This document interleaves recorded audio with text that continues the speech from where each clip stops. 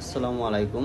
দেশের বাইরে আমার প্রথম ঈদ ছিল মালয়েশিয়াতে। তো আমি যেখানে থাকি শাহ আলম, এখানে একটা রাজার মসজিদ আছে, সুলতান আব্দুল আজিজ শাহ জামে মসজিদ। এটা মালয়েশিয়ার মধ্যে অন্যতম সুন্দর এবং বড় মসজিদ, ইসলামিক কালচারাল সেন্টার। এখানে অনেক পর্যটকও আসে বাহির থেকে এই মসজিদটা দেখার জন্য। তো আজকে আমরা এই কুরবানি ঈদে এই মসজিদে নামাজ পড়তে যাব।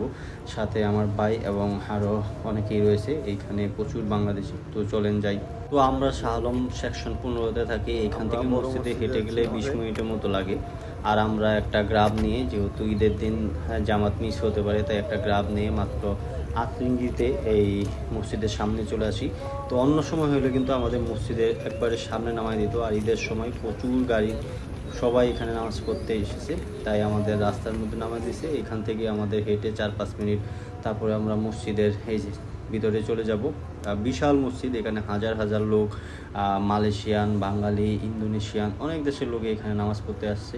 আর একটা কথা, মালয়েশিয়াতে কিন্তু মসজিদে পুরুষ এবং মহিলা উভয়ের জন্যই নামাজ পড়ার সিস্টেম রয়েছে। এই মসজিদেই পুরুষ এবং মহিলা আলাদা আলাদাভাবে নামাজ পড়ে। তো এই মসজিদে কিন্তু আবার কুরবানি হয়, কারণ আমাদের বাংলাদেশে মতো মাঠে ঘাটে এখানে কুরবানি হয় না, সব মসজিদে হয়। এখান থেকেই সব জায়গায় চলে যায়।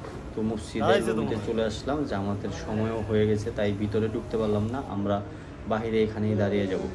তো এটা হলো মসজিদের বারান্দা আর কি। এখানে বিশাল বারান্দা, চারিদিকে হাঁটলে প্রায় আধা ঘন্টা লেগে যাবে, এত বড় মসজিদ। তো এখানে যারা লোকাল তারাও নামাজে আসে। তো চলেন দেখি, মসজিদটা একটু ঘুরে দেখি।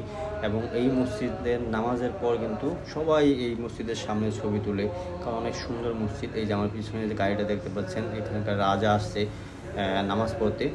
তো আমরা নামাজের পরে একটু মসজিদের সামনে এসে সবার সাথে কোলাকুলি করার পর এই মসজিদের সামনে একটু ফটোগ্রাফি করলাম এবং এইখানকার লোকালদের সাথে কুশল বিনিময় করলাম। সেটা কিন্তু অনেক সুন্দর। তো যারা শাহ আলমে আছেন, আশেপাশে আছেন, এই মসজিদটা কিন্তু একদিন হলেও আসা উচিত, নামাজ পড়া উচিত, কারণ আমরা শুক্রবারে সময় পেলেই এই মসজিদে গিয়ে নামাজ পড়ি। তো সবাইকে ধন্যবাদ।